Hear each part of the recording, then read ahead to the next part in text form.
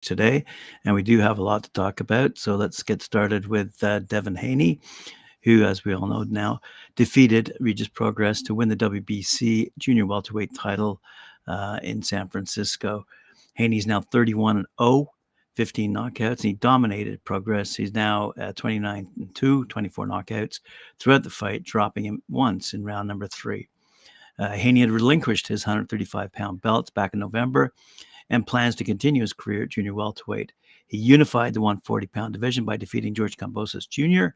in June of 2022 and defended the belts twice in rematch against Kambosos in October and again versus Vasily Lomachenko last May. Also on Saturday night, Robeisy Ramirez lost to Rafael Espinoza by majority decision in a WBO featherweight title in Pembroke Pines in Florida. Ramirez, who had entered the fight as 11-1 favorite to retain the title, put on a great fight. One of the judges scored the fight a draw, in fact, but it wasn't enough to get the win as Espinoza outworked Ramirez to claim the 126-pound belt. So, Devin Haney, he's the star, and now he just needs those super fights. I'm sure you'll agree. According to Mike Coppinger over at ESPN, he writes, Devin Haney has heard it all, despite his accomplishments in boxing at just the age of 25, including becoming undisputed lightweight champion, along with a thrilling victory over an all-time great in Vasily Lomachenko. He receives recognition, though it's often accompanied by a but. There were many fans who believed Lomachenko deserved the decision. There were fighters, including Regis Progress, who said Haney lacked power punching and would be exposed at 140. That Haney also didn't have the chin to hold up at his new weight. So what will they say now? After all, Haney didn't just defeat Progress on Saturday. He dropped him, dismantled him, and made Progress look downright silly at times in a masterclass performance to become two-division champion at his junior welterweight debut. Said Haney, I'm a complete fighter. They're always going to say something. First, they said I couldn't sell. I just sold out 16,000. They said I didn't have the power. I went in there and dropped him early, heard him multiple times. What are they going to say now? And as star power on his ascent, promoter Eddie Hearn recalled telling Haney that he expected to sell roughly 7,000 tickets, and they more than doubled that amount with a pro Haney fight crowd on hand to see the fight in San Francisco, and he delivered one of his best performances of his career. So over to Eddie Hearn. Eddie Hearn says the win over Regis Progress has now Hearn chomping at the bit a bit. Now matching the new WC light welterweight champion against Ryan Garcia in a mega fight potentially down the road. Hearn points out that Ryan, who's 24-1, 20 knockouts, fights on the same platform as Haney, competes on DAZN, same weight class at 140, and he's interested in battling for a world title for the first time. While it might be nice, a nice little bit of extra money for Haney to fight Ryan, it wouldn't be the one that would be exciting to watch. The 25-year-old Ryan looked like a novice. Important his last fight against little-known fringe lightweight contender Oscar Duarte on December 2nd. Throughout that fight, Ryan turned his back, cowering when Duarte would go on the attack, and the referee arguably enabled his behavior by warning the Mexican fighter not to hit him when he was in that posture. Haney, 31-0, expressed interest in fighting Ryan next, saying last night after the fight that he would be up for a clash against Garcia. Still, Ryan seems to have his mind made up about wanting to take on the weakest link in the champions at 140, WBA belt holder Rolly Romero, and then possibly facing Haney or WBO champ Teofimo Lopez. Some friendly options for Haney to consider, according to BoxingNews24.com, Subriel Mateus, Jerome Boutzenis, Terence Crawford, Tim Sayu, Shakur Stevenson, Teofimo Lopez, Gary Antoine Russell, Janabek Alamkonuli, Edwin De Los Santos, and Raymond Muratalla. So that's quite a list for Devin Haney to consider. As we all know, he's moving up that ladder. He's moving up that pound-for-pound ranking for sure. Elsewhere on that night, we saw the fly-in at last minute. Mio Yoshida absolutely shock Ebanie Bridges and her fans by defeating the quote-unquote OnlyFans model. Yes, she's a boxer, but now she's seen defeat. So and lose her IBF bantamweight world title belt at the same time. As again, this was on the same night over at the Chase Center in San Francisco. They were on the undercard of that Devin Haney Progress fight. So despite the Japanese star's veteran status and her jumping in at the last minute, she was dominant in the fight and battered Bridges throughout. The judges scored her unanimous victory decision with scores of 99-91 and 97-93. Bridges struggled to even get out of the box and was consistently under Yoshida's powerful right hand. Statistics afterwards showed that Yoshida landed 122 punches to the Blonde Bombers' 66. 122 punches to 66 punches. There was some controversy during the bout, but did little to affect the outcome. Yoshida landed a controversial late shot following the bell in the fifth, but was simply symbolic of her dominance on the night. The defeat brings Bridges' 21-month reign as IBF bantamweight champion to an end. Talking to her Twitter fans after the fight via X, Bridges said, "Absolutely gutted. It wasn't my night. Big congrats, though, to my opponent. She was a much better fighter tonight. Beautiful and humble, single mother. Seeing how much win that meant to her and her daughter did give me some warmth inside. A loss doesn't define me. I've not quit. It's all learning, and I'll be back better and stronger. Thank you to everyone who supports me. I love you all." So there you go. Elsewhere, Chris Billam-Smith, CBS, W Cruiserweight champion, 19-1, retained his title with an 8th-round technical knockout over Matua's Masternak, 47-6, on Sunday night at the Bournemouth International Centre in England. Masternak beat hometown hero Billam-Smith to the punch and outworked him for most of the night. However, got the win. Billam-Smith got the win when Masternak suddenly quit on his stool after round number 7 due to an apparent rib injury. Official time, 2 seconds of round number 8. And by the way, Masternak was ahead 5-2 on the scorecards at the time of the stoppage. Also, 2020 Olympic medalist Ben the Surgeon Whitaker, now undefeated 5-0, 4 knockouts, scored a brutal 4th-round knockout over Stevan Dredhaj. He's 11-3-1 now in a light heavyweight bout. A battered and bloody Dredhaj took a knee in round number 3, and Whitaker laid him on his back in round number 4 to end it. Time was 54 seconds.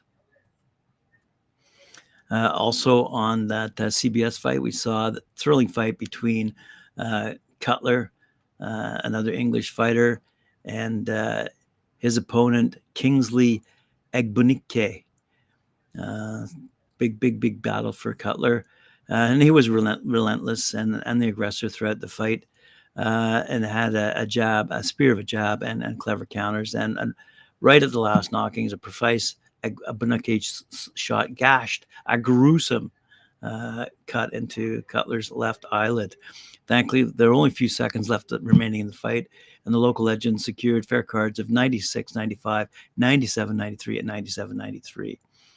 Cutler and his crowd roared with joy before he slipped out to celebrate and have stitches to the oozing wound, which prevented him to speaking to the media afterwards. So congrats to Butler, now the English champion. Elsewhere, back in American soil, we're going to see that Richard Torrez has remained undefeated, it seems. The 2020 Olympic silver medalist worked hard to preserve his knockout to win mark with an 8-round stoppage over Curtis Harper.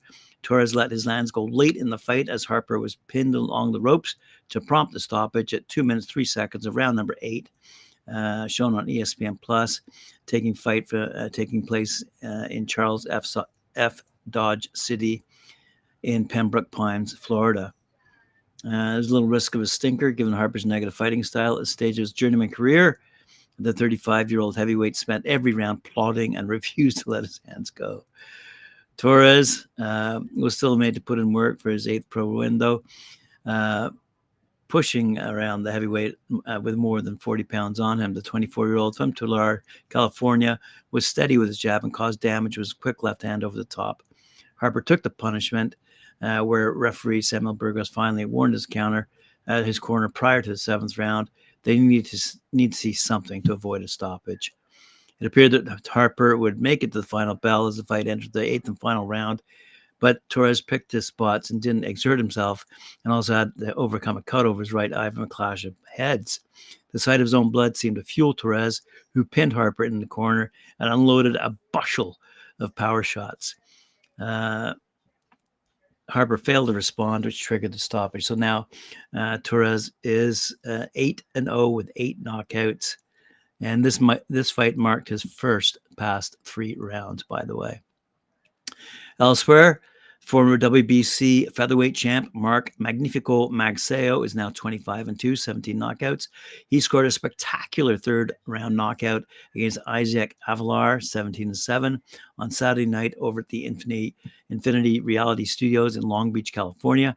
Magsayo is now fighting at junior lightweight, connected with a flush left hook that laid Avelar out cold.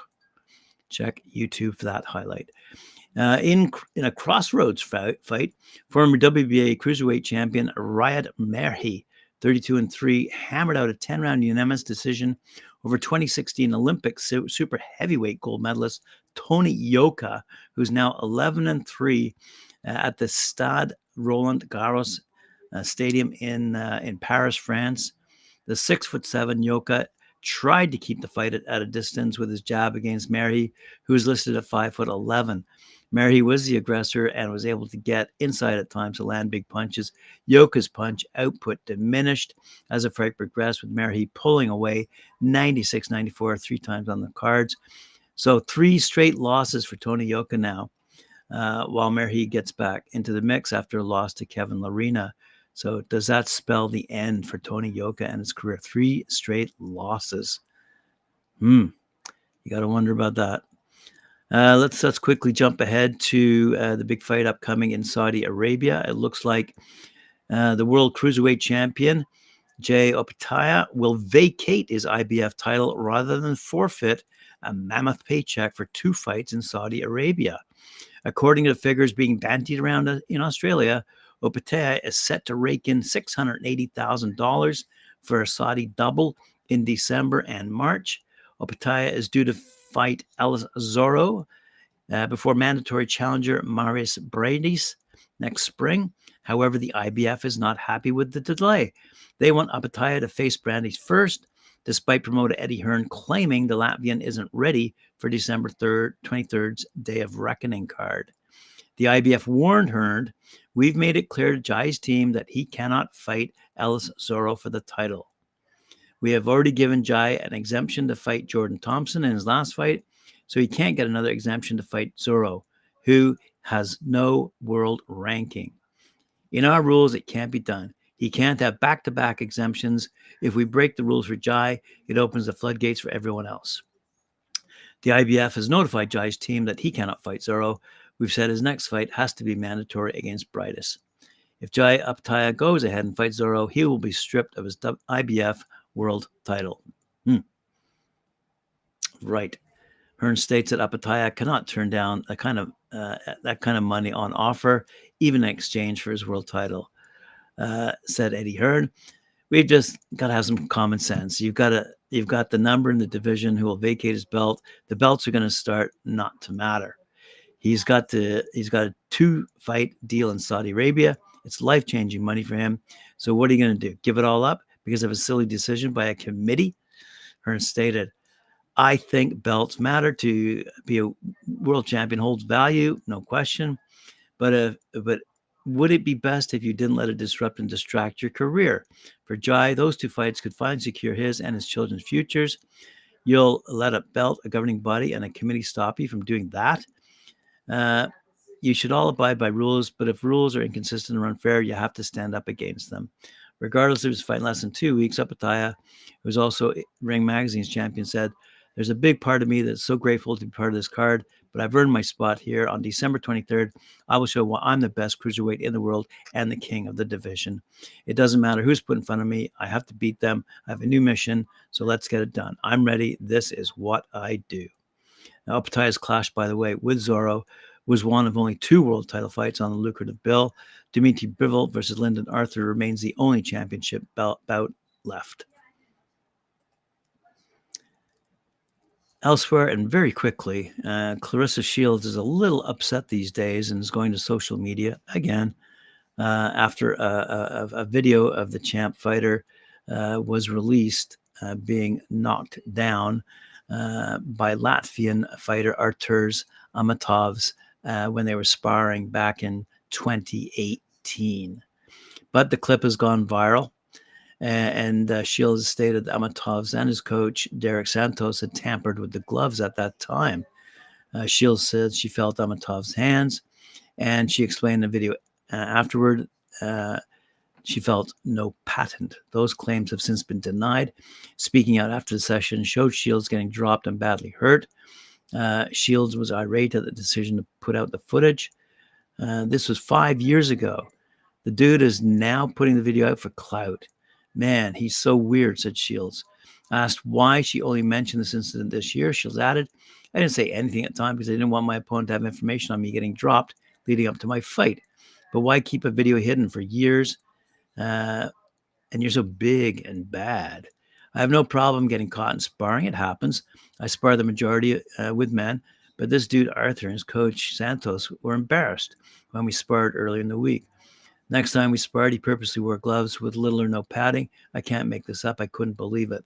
She concluded, I've never been KO'd in 17 years, and I've been dropped twice by Amatovs, all in a week of each other. I have no shame in that.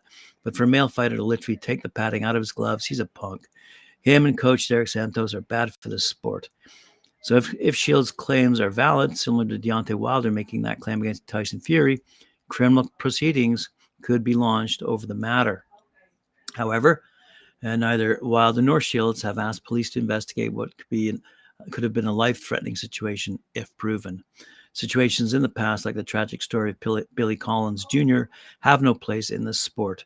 Authorities should be allowed to dig deeper and get to the bottom of what really happened, according to WorldBoxingNews.net. Fans on social media seem to be split, though. Some believe Shields conclusively. Others say she's only making the claims to save embarrassment. The argument continues. All right, boxing fans, thanks for joining me here on Talkin Fight. Appreciate it very much. Remember to like, share, subscribe, hit that notification bell. We'll see you later on at 4 p.m. when we join Mike Orr and his discussion over the knockout of the week featuring Shushu Carrington. Should be a good discussion and enjoyed by all. And then we'll see you tomorrow at 11 a.m. Eastern Time for another episode of Boxing News Today.